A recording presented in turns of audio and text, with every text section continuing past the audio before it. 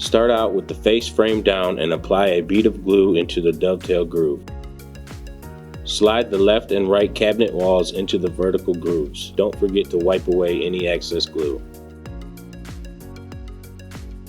Slide the floorboard into the grooves on the wall. Make sure the floorboard notch fits into the groove on the face frame. Set your cabinet upright and slide the back wall into place using the grooves. Make sure it fits into the groove on the floorboard as well. Now you want to place a corner bracket in each corner of the top of the cabinet. Make sure they are near the top of the cabinet. These will join the face frame and the back wall together with the side walls of your cabinet.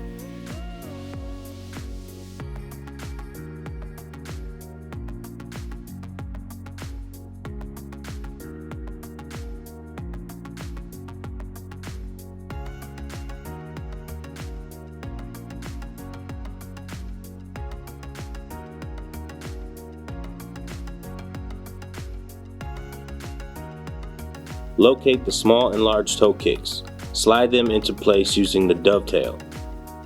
The large toe kick should be placed at the front of the cabinet and the small toe kick should be placed at the back.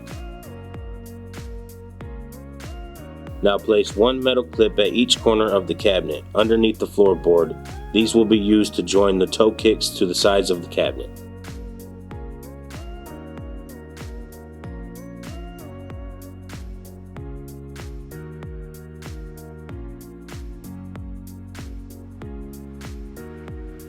Place the door face down and set each hinge into place, making sure the holes on the hinge line up with the holes on the door.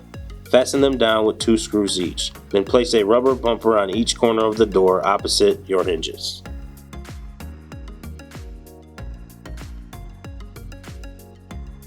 Now place your door with attached hinges to the inside lip of the face frame and attach them to the cabinet using pre-existing dimples on the face frame.